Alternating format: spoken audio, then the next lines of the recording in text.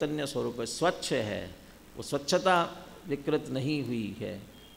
छठी गाथा की टीका में भी आया है, ज्ञेयकृत अशुद्धता नहीं आती है। ज्ञेयकृत अशुद्धता नहीं आती, गायक कहलाता है ना, गायक है तो जानता है सबको, तो गायक होने पर भी, जानने पर भी ज्ञेयों को जानता है, इसलिए गायक कहते हैं। इन ज्ञेयों की अशुद्धता नहीं आती है। क्यों नहीं आती? कि ज्ञेयों को जानता मात्र है, वो ज्ञान रूप रहता है, इसलिए ज्ञेयकृत अशुद्धता उसमें प्रवेश नहीं करती। ये भेद विज्ञान ज्ञानियों को बराबर है, इस पर जयचंद जी छाबड़ा ने विशेष हमारा ध्यान आकर्षित किया। ऐसा ही गुरुदेव भी उसी भेद विज्ञान की तरफ लेकर के जाते हैं। 106 पेज गाथा पढ़ लेते हैं। गाथा जिस पर चर्चा अपने को करनी है, बोलिए गाथा पद्य अनुवाद बोलिए।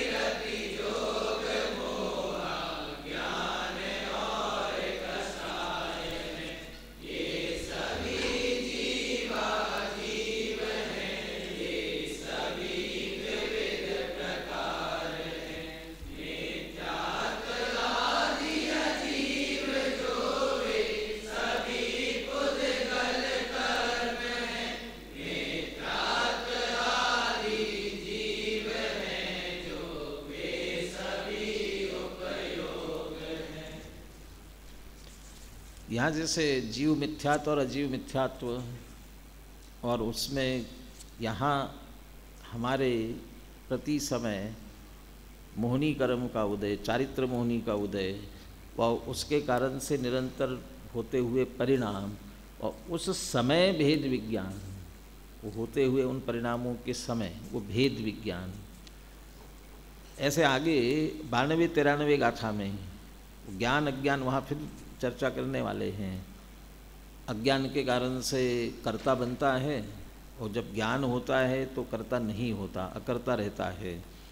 ये चर्चा फिर करेंगे। वहाँ भी शीत उष्ण और शीत उष्ण का अनुभव, इसको लेकर के इसी तरह से भेद विज्ञान कराएंगे। वहाँ शीत उष्ण, पुद्गल की अवस्था पुद्गल से अभिन्न, और शीत उष्ण का अनुभव, आत्मा की अवस्था आत्मा से अभिन्न। शीत उष्ण का अनुभव होते समय तो शीत उष्ण का अनुभव, इसमें क्या शीत उष्ण नहीं, अनुभव, तो अनुभव आत्मा से अभिन्न। शीत उष्ण का भी अनुभव अभिन्न नहीं हो सकता। ऐसे परिणाम में रागादि हो रहे हो उस समय भी उपयोग रागादि रूप नहीं होता। दर्पण का दृष्टांत दिया, स्पष्ट ही है बिल्कुल, और तत्काल अनुभव करने जैसा सामने दिखाई दे रहा है। सामने झलक पदार्थ के प्रतिबिंब पड़ने पर वैसा होता हुआ दिखने पर भी दर्पण की स्वच्छता को आँच नहीं आती, थोड़ी सी भी, बिल्कुल स्वच्छ रहता है। दिखता अस्वच्छ है और स्वच्छ रहता है, तो जो दिख रहा है वैसा ही समझ लेता है तो आकुल व्याकुल होता है, और उसी समय स्वभाव की स्वच्छता को देखता है तो आकुलता व्याकुलता नहीं होती है। तो वो स्वभाव की तरफ जाना चाहिए। इस भेद विज्ञान के लिए सारी चर्चा कर रहे हैं। 106 पृष्ठ पर गुरुदेव का उद्धरण पढ़ते हैं। इस भावार्थ का भाव स्पष्ट करते हुए स्वामी जी कहते हैं, जीव को अपने मिथ्यात्व भाव का वेदन तो होता है, परंतु जड़ मिथ्यात्व का वेदन जीव को नहीं होता। अभी अपन चर्चा करते हुए कह रहे थे कि वो मिथ्या तो होता ही नहीं ना, वो तो चैतन्य रूप ही रहता है। लेकिन तब भी जितना वेदन मिथ्यात्व क्रोध जिसका भी हो रहा है, वह भी उस जड़ कर्म वाला वेदन नहीं करता है। अजीव मिथ्यात्व का वेदन जीव नहीं करता है, अजीव क्रोध का वेदन जीव नहीं करता। तो कौन से? जीव मिथ्यात्व का। तो जीव में जो अपने में परिणाम हो रहा है वो उसका करता है। और उसके लिए दृष्टांत देंगे आगे। ज्ञान में जड़ के रस का ख्याल तो आता है, किंतु अज्ञानी ऐसा मानता है कि मैं जड़ का स्वाद लेता हूँ। जड़ की पर्याय रूपी है, वह अरूपी जीव में नहीं आती। ज्ञान जड़ के रस या स्वाद को जानता तो है। अभी मैंने इसीलिए वो आगे की कैसे 92-93 गाथा उसमें शीत उष्ण और शीत उष्ण का अनुभव, तो अनुभव तो आता है लेकिन शीत उष्णता नहीं आती अंदर में। ऐसे जड़ के रस, वो मिथ्यात्व का रस का स्वाद वो अनुभव में आता है। वो स्वाद भी अपने में है, अपना स्वाद ही आ रहा है वहाँ पर भी। वो मिथ्यात्व वाला रस अंदर नहीं आया है, कि जड़ नहीं आता आत्मा में। अरूपी आत्मा में रूपी का प्रवेश नहीं हो सकता है। ज्ञान जड़ के रस या स्वाद को जानता तो है, परंतु वह जड़ का स्वाद ज्ञान में प्रवेश नहीं करता। अरस, अरूप, अगंध, इसमें एक हेतु ये भी दिया हुआ है। रस के ज्ञान रूप परिणमित होते हुए भी रस रूप परिणमित नहीं होता, इसलिए आत्मा अरस है। रस के ज्ञान रूप से तो परिणमता है लेकिन रस रूप परिणमित नहीं होता। तो ये जड़ का स्वाद ज्ञान में प्रवेश नहीं करता। जड़ का स्वाद, तो स्वाद तो आ रहा है बहुत अच्छा, अभी दृष्टांत तक पहुँचते हैं। परंतु अज्ञानी इस प्रकार न मानकर जड़ का स्वाद मुझे आया ऐसा मानकर मिथ्यात्व भाव का सेवन करता है। देखो लड्डू खाते हैं, अभी खाकर आए ना सब, खाया कि नहीं खाया देखना किसने खाया और क्या खाया। लड्डू खाते हैं, उसके स्वाद का ज्ञान होता है, परंतु लड्डू का स्वाद ज्ञान में प्रवेश नहीं कर जाता। सब जितने लड्डू खा के आए हैं ना, उस स्वाद का ज्ञान ही करके आए हैं, लड्डू खा के नहीं आए हैं। उसके स्वाद का ज्ञान, वो उसमें भी लड्डू खाए थे ना, कैसे थे लड्डू सबके, किसी के कड़वे नहीं थे। अभी सर्दी आएगी ना तो अभी मेथी के लड्डू भी बनेंगे, और मेथी कड़वी होती है। अब वो मेथी के बनेंगे तो थोड़ी कड़वाहट भी लगेगी। और भी दवाइयों में बनते हैं ऐसे, पेट साफ नहीं हो रहा हो तो अरंडी, एरंड पाक, उसके लड्डू बना दे अरंडी के, अब वो तो कड़वे लगेंगे। लेकिन आप तो सब खाए तो मीठे होंगे ना। तो वो जो लड्डू मीठा लगा, मीठे का स्वाद आ गया ना, तो ज्ञान में मीठे का स्वाद आया, तो मीठे ने ज्ञान में प्रवेश किया कि नहीं किया। मीठा स्वाद किसका था, लड्डू का था कि ज्ञान का था। आपको जो बढ़िया मीठा आनंद आया मीठे पने का, वो मीठे पने का जो आनंद आपने लिया, वह स्वाद लड्डू का था कि ज्ञान का था, किसका था स्वाद, किसका था। कहते मीठा लगाना, तो मीठा तो रसगुण की पर्याय है। रसगुण किसमें है, ये पुद्गल में है, वो रसगुण की पर्याय तो उसी में थी। तो हमें मीठा क्यों लगा, ये ज्ञान की विशेषता है ना, ज्ञान जानेगा। तो ज्ञान ने तो वास्तव में जाना ही है, और जानने पर ये मीठा ऐसा जो ज्ञान हुआ, उस ज्ञान का स्वाद हमने लिया है। लड्डू तो खाया ही नहीं है, लड्डू तो लड्डू में ही रहा, और यदि चला भी गया तो इस जड़ देह में ही चला गया। वो आत्मा में, अमूर्तिक आत्मा में उसने प्रवेश नहीं किया है। एक क्षेत्रावगा की अपेक्षा भले ही कहा जाए, हमने खाया लेकिन जीव ने नहीं खाया उसमें से। लड्डू का स्वाद ज्ञान में प्रवेश नहीं कर जाता, स्वाद ज्ञान में प्रवेश नहीं कर जाता, तो मीठा ऐसा कैसे जानने में आया। तो वो जो मीठा रस पर्याय है वो तो उसी में रही ना, तो उसने नहीं प्रवेश किया, सिर्फ उसका ज्ञान हुआ। क्योंकि लड्डू का स्वाद तो जड़ है, रूपी है, भगवान आत्मा चैतन्य रूपी है, इस अरूपी में रूप का प्रवेश कैसे हो। उसी तरह कर्म का उदय जड़ है, उस जड़ के स्वाद को ज्ञान जानता है, परंतु अज्ञानी को भेद ज्ञान नहीं है। इस कारण जड़ के स्वाद का ज्ञान में ख्याल आते ही वह ऐसा मान लेता है, मुझे जड़ कर्म का स्वाद आया है। ऐसा मानकर वह मिथ्यात्व का सेवन करता है, क्रोध का सेवन करता है, सभी जितने परिणाम कहे गए उनका। और वही ज्ञानी उसी समय इनके स्वाद आने पर भी, ये जो स्वाद आ रहा है ये उस मिथ्यात्व जड़ कर्म के उदय का है, हमारा चैतन्य का नहीं। चैतन्य तो उस समय भी उपयोग स्वरूप है, ऐसा जानकर अपने को उपयोग के साथ रखते हैं तो भेद ज्ञान कर लेते हैं। टोडरमल जी का भी दृष्टांत यहाँ याद कर सकते हैं। उन्होंने वहाँ दृष्टांत जो दिया, सुख पर पदार्थों में नहीं है, पर पदार्थों में से नहीं आता है। सुख आत्मा का स्वभाव है तो आत्मा में से आएगा। हमें तो 5 इंद्रिय विषयों में से आता हुआ दिखता तो है, तो इसके लिए जो उदाहरण दिया बिल्कुल सटीक है उदाहरण। कौन सा दे दृष्टांत? कुत्ता सूखी हड्डी चबाता है और सूखी हड्डी चबा रहा है और उसे खून का स्वाद आ रहा है। वो दृष्टांत में ही स्पष्ट कर रहे हैं, सूखी हड्डी चबा रहा है और उसे खून का स्वाद आ रहा है। ये 8वां आश्चर्य है जगत का, सूखी हड्डी चबाए और उसमें खून का स्वाद आए। तो ऐसा कैसे हो रहा है, तो कहाँ से आया? कहते वो चबाता है तो उसके कारण से स्वयं के जबड़े फटे हैं, स्वयं का खून निकल रहा है और अपने ही खून का स्वाद लेकर के वो मान रहा है कि उसके हड्डी में से आ रहा है। ऐसे ही 5 इंद्रिय भोग भोग करके मज़ा आया, आनंद आया, और इसलिए पुनः इकट्ठा करते, पुनः भोगते हैं, उसमें से आनंद आएगा।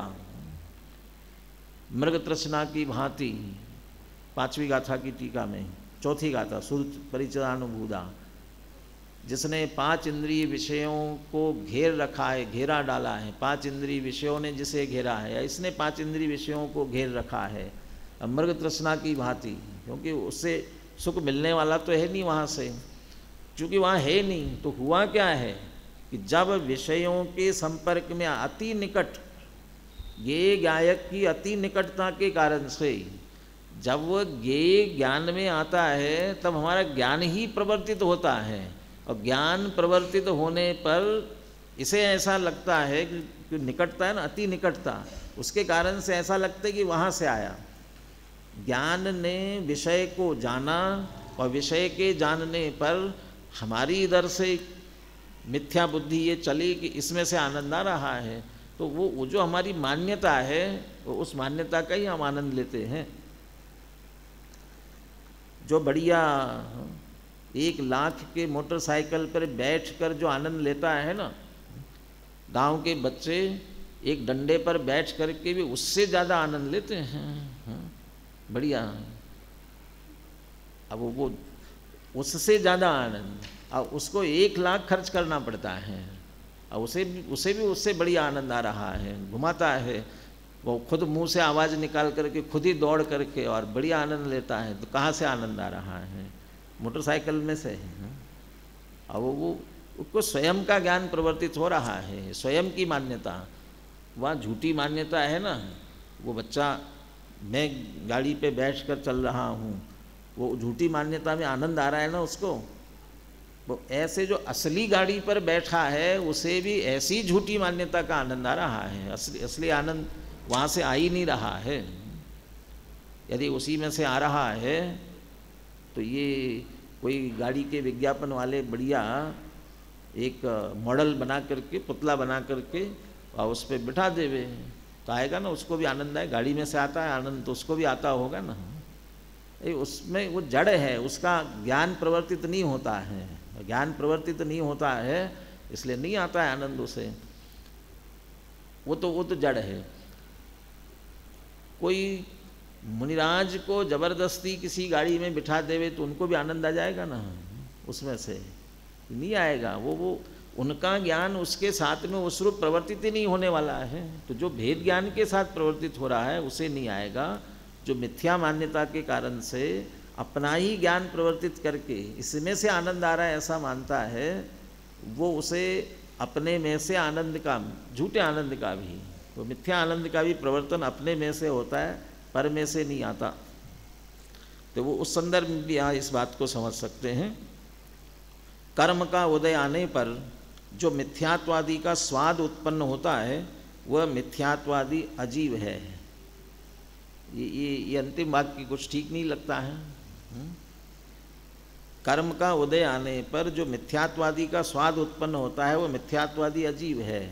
तो अब उधर स्वाद जीव में आया तो जीव होना चाहिए ना, वो उसकी बात नहीं कर रहे हैं।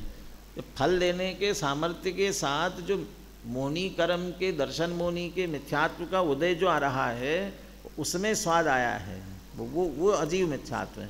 सत्ता में पड़े हुए को नहीं कहना चाहते हैं, जो सत्ता में पड़ा है उसे नहीं कहना चाह रहे हैं, वो उसमें अभी स्वाद नहीं आया है। आम जब पक करके तैयार होता है तब मिठास आती है, पकने पर लगे हुए हैं, कच्चे हैं तो उसमें से नहीं आएंगे। ऐसे सत्ता में पड़े हुए कर्म में नहीं आएगा। तो जब वह कर्म का उदय आने पर उस समय जो मिथ्यात्वादी का स्वाद उसमें जड़ कर्म में हो रहा है वो अजीव मिथ्यात्व है। कर्म के गुमट सार में जहाँ कर्म के भेद गिनाए ना, कर्म एक है, फिर दूसरी विवक्षादि 2 है, फिर 8 है, फिर 148 है, फिर असंख्यात है, फिर अनंत है, एक कम्मत तनेन एकम, और फिर द्रव्य भाव, द्रव्य और भाव की अपेक्षा से 2 है। वहाँ वो द्रव्य कर्म भाव कर्म, वहाँ भाव कर्म कौन सा है? हाँ, फलदान शक्ति, माने वहाँ द्रव्य कर्म माने जड़ ज्ञानावरणादि कर्म, और भाव कर्म माने मोह राग द्वेषादि भाव कर्म, ऐसा नहीं है। वहाँ कर्म के ही द्रव्य और भाव के रूप में 2 भेद कर दिए। तो वहाँ उसमें भी 4 चीज़ें होती है ना, द्रव्य, क्षेत्र, काल, भाव। तो कर्म के भी 4 है वहाँ पर, प्रकृति, प्रदेश, स्थिति और अनुभाग। प्रकृति, प्रदेश, प्रदेश है वो द्रव्य है, प्रकृति है वो क्षेत्र है, स्थिति है वो काल है, और अनुभाग है वो भाव है। ये चारों है उसमें, प्रकृति, प्रदेश, स्थिति, अनुभाग। और इसको ही 2 में बांट दिया, द्रव्य और भाव में। प्रकृति प्रदेश द्रव्य है, स्थिति और अनुभाग भाव है, उन दोनों को उसमें डाल दिया। तो कर्म में ही जो फल देने की सामर्थ्य वो भाव, अब वो सामर्थ्य तब प्रकट होती जब उदय में आता है। वो उस अपेक्षा से यहाँ कह रहे हैं वो उदय आने पर उसमें जो स्वाद हुआ वो मिथ्यात्वादी अजीब है। ऐसे सारे ही क्रोध इत्यादि जिन जिन के भी कहे गए हैं वे सब उसी अनुसार लगा लेना। यहाँ मिथ्यात्व कर्म के अनुभाग को अजीव मिथ्यात्व कहा जा रहा है, ये स्पष्ट किया, दादा ने स्पष्ट किया। गुरुदेव का उद्धरण था वो। ऐसा लगता है माने गुरुदेव ने जो स्पष्ट किया उससे अनुभाग को भाव कहना चाहते हैं, ये बात इसमें से स्पष्ट होती है। पर इन गाथाओं का मूल कहना तो यही है कि मिथ्यात्व, अज्ञान, अविरति जीव और अजीव के भेद से, भाव और द्रव्य के भेद से 2 प्रकार के हैं। जीव भी उनके निमित्त से विकारी होता है, तो जीव में भी ये परिणाम होते हैं, उनके निमित्त से अपने में खड़ा करता है, इसलिए वहाँ होते हैं। अब अगला प्रश्न खड़ा करते हैं, अब मूल में आते हैं। अब ये कहते आए कहाँ से? जब आप कह रहे मिथ्यात्वादी जड़ पौद्गलिक कर्म है, फिर जीव में कहाँ से आए? वो कहाँ से भी विवक्षा भी 2 तरह से ली उसमें, कैसे और कब से, ये दोनों विवक्षा उसमें से निकालते हैं। नवासी गाथा 169 पेज पर अमृतचंद्र आचार्य टीका के अंतिम में से अगली उत्थानिका निकालते हैं। टीका पूर्ण करते करते अंत बात आई थी, यस्तु मिथ्यादर्शनम अज्ञानम अविरति इत्यादि जीवः स मूर्तात् पुद्गल कर्मणो चैतन्य परिणामस्य विकारः। मिथ्यादर्शन, अज्ञान, अविरति इत्यादि जो जीव है, माने जीव मिथ्यादर्शन, जीव अज्ञान, जीव अविरति इत्यादि, ये कौन है कि मूर्त पुद्गल कर्म से भिन्न चैतन्य परिणाम का विकार है। चैतन्य परिणाम का विकार, वो तत्काल अगला प्रश्न खड़ा किया, मिथ्या दर्शनादि चैतन्य परिणामस्य विकारा कुता। ये मिथ्या दर्शनादि चैतन्य परिणाम के विकार कहाँ से आए? चैतन्य परिणाम के विकार तो होना चाहिए थे ज्ञान, दर्शन। ज्ञान के और भेद करो, मति ज्ञान, श्रुत ज्ञान, अवधि ज्ञान, मनःपरेय ज्ञान, केवल ज्ञान, ये सब चैतन्य के होने चाहिए थे ना। ये मिथ्या दर्शनादि कहाँ से आ गए? तो मिथ्या दर्शनादि चैतन्य परिणामस्य विकारः कुतः, कुतः कहाँ से? वो कहाँ से मतलब कैसे हुए और कब से हुए, वो दोनों की बात है। काल की अपेक्षा से भी, कालवाची भी कहते हैं ना, ये कहाँ से बात चली आ रही है।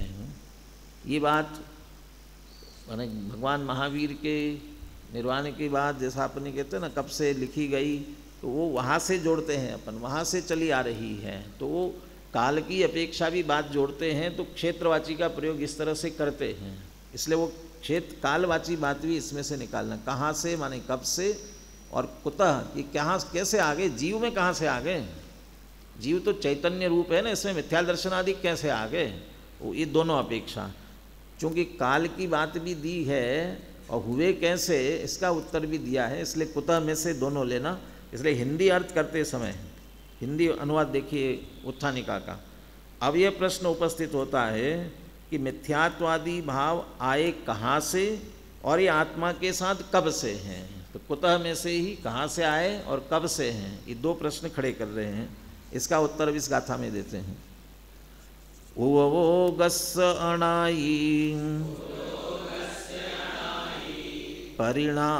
परिणामातिन्निमोह जुत्तस्स मिच्छत्तम् अन्नाणम् अविरधि भावो यणादवो।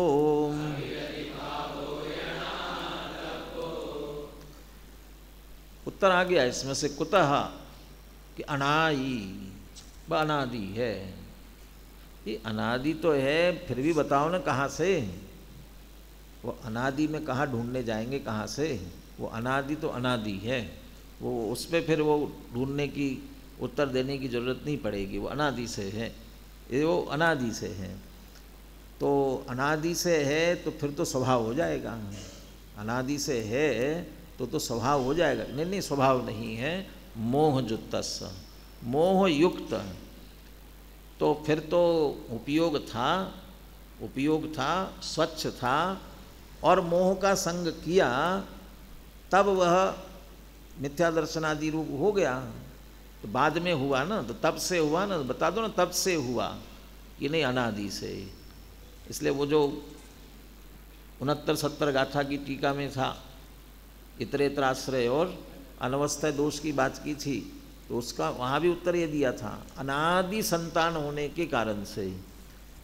ऐसे जो नवीन बंद प्रकरण लिखा टोडरमल जी ने दूसरे अधिकार में मोक्षा प्रकाशक के, कर्म नया कर्म बंध रहा है, तो कैसे नया बंधा, नया बंध कैसे हुआ कि मोह राग द्वेष के कारण से, विकारी भाव के कारण से कर्म बंधन हुआ, और ये कर्म उदय में आया तो फिर विकारी भाव हुए, तो फिर कर्म बंधाई, ये परंपरा चली आ रही है। तो इसमें से कर्म का उदय पहले आया कि जीव रागी पहले हुआ, राग जीव में हुआ पहले, क्या हुआ पहले इन दोनों में से, कौन पहले, एक काम तो पहले हुआ होगा ना, तो कौन सा पहले हुआ। अब जिसको पहले कहेंगे उसमें प्रश्न खड़ा होगा ना, कर्म पहले था तो आया कहाँ से कर्म, नहीं जीव में राग विकार पहले से था तो राग कहाँ से आया, तो ये दोनों में, तो ये अनादि है। वो अनादि कहने पर फिर कहाँ से, ये प्रश्न नहीं खड़ा किया जाता है। और ये समझ लो, नहीं तो ऐसे कोई दार्शनिक गुत्थी सुलझ ही नहीं सकती है। किसी मतांतर में भी परस्पर में वाद विवाद होगा तो कोई हल नहीं निकाला जा सकता है। वहाँ जितना वाद विवाद हो रहा हो और उसमें कहा नहीं साहब इसे हम अनादि मानते हैं, हो गया उत्तर। फिर आगे वो आप तर्क वितर आप नहीं, अनादि कैसे, वह हमने अनादि स्वीकार किया उसे, जैसे स्वभाव अतर्क गोचरा, जैसे अनादि स्वीकार कर लिया तो उसमें फिर प्रश्न खड़ा नहीं होता। यद्यपि जैसे तीसरे कलश में कुंद आचार्य अमृतचंद्र आचार्य कहते हैं ना, यद्यपि मैं तो शुद्ध मात्र चैतन्य मूर्ति हूँ, फिर भी परिणति मलिन हुई है मोहोदय से। तो ये तो उन्होंने कहा ये सब की स्थिति ऐसी ही है, सब शुद्ध चैतन्य मात्र मूर्ति स्वरूप है। अब फिर मलिन कैसे हो रही है कि मोह के उदय के कारण से। तो ठीक है, वैसे तो स्वच्छ थी, मोह का उदय आया तब मलिन हो गई, ऐसा नहीं। फिर मोह का उदय कब आया था कि वो अनादि से है, इसलिए अनादि काल से ही उपयोग मोह से युक्त ही है। इसलिए इसके अनादि परिणाम तिन्नी, तीनों ही, कौन कौन से? मिच्छतम अन्नानम अविरति भावो नादव्यो, अनादि जानना चाहिए कि कुतः, कि अनादि जानना चाहिए, अनादि काल से। कैसे आए वो अनादि में फिर प्रश्न नहीं होता, अनादि। हाँ, कैसे में इतना कह सकते हो, अनादि ये काल की अपेक्षा, अब मोह जुत्तस, मोह की युक्तता करने से हुए, ये कह सकते हैं इसमें से। क्यों? उपयोग में मिथ्या दर्शनादि कैसे, क्यों, कहाँ से आए? मोह की युक्तता के कारण से आए, मोह का संयोग करने के कारण से आए, मोह का लक्ष्य करने के कारण से आए। उवोगस अनायी परिणामा तिन्नी, तिन्नी और तिन्नी के है मिच्छत्तम अन्नानम अविरादि, ये तीनों ही परिणाम अनायी, अनादि, ये मोहजुत्तस्स उवोगस, उपयोग मोह युक्त होने से ये तीन परिणाम अनादि काल से ही जानने चाहिए। पुनः गाथा बुलाते हैं। उवोगस अनायी परिणामा तिन्नि मोहजुत्तस्स मिच्छत्तम अन्नानम अविरति भावो यणादवो।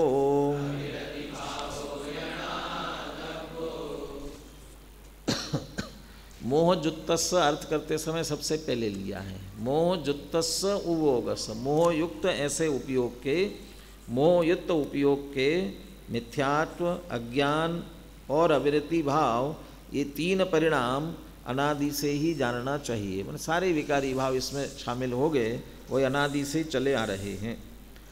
बोलिए गाथा और पद्यानुवाद बोलिए।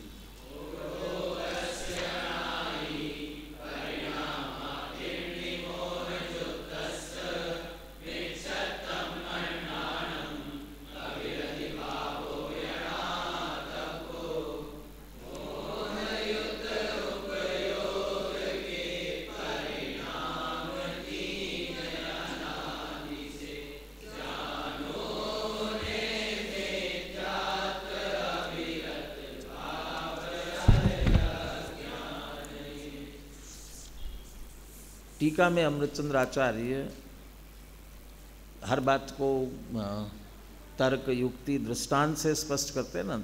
यहाँ भी दृष्टांत दिया है, दृष्टांत के माध्यम से इसे स्पष्ट करते हैं।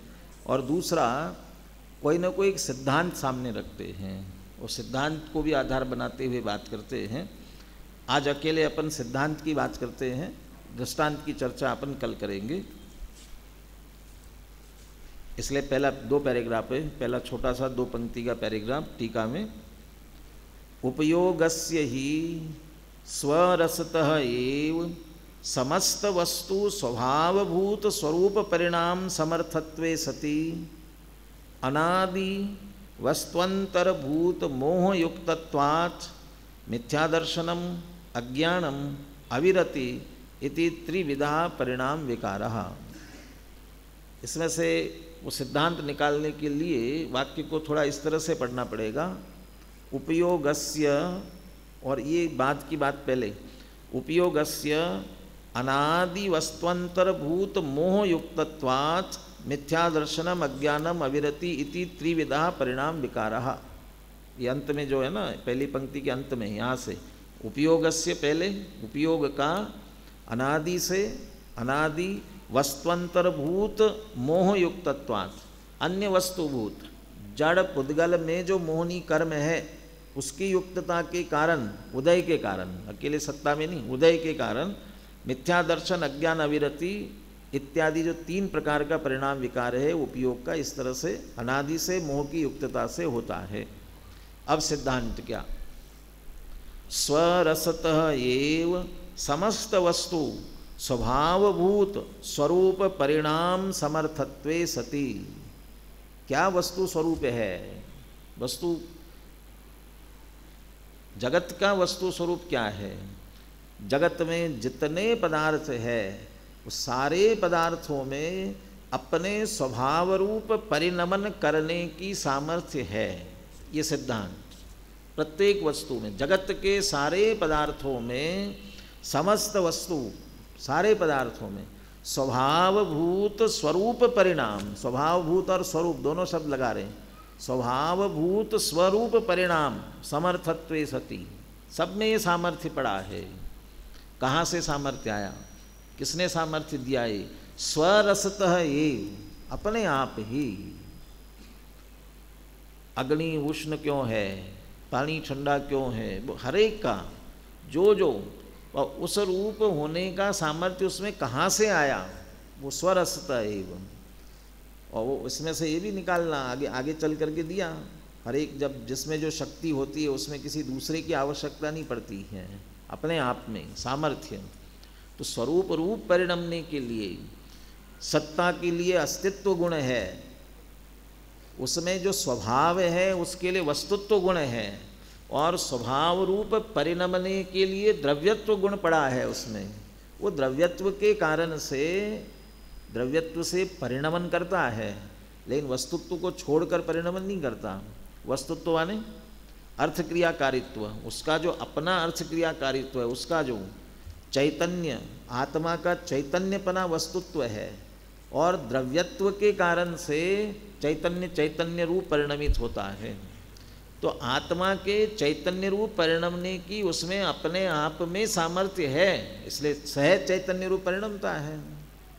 अभी जो 73वीं गाथा की बात हो रही थी, अनादि अनंत नित्योदित विज्ञान घन स्वभाव, इसका विज्ञान घन स्वभाव नित्य उदित है, क्योंकि स्वभाव रूप परिणमने की सामर्थ्य उसमें निरंतर पड़ी हुई है, इसलिए निरंतर सहज स्वभाव रूप परिणमन करता है।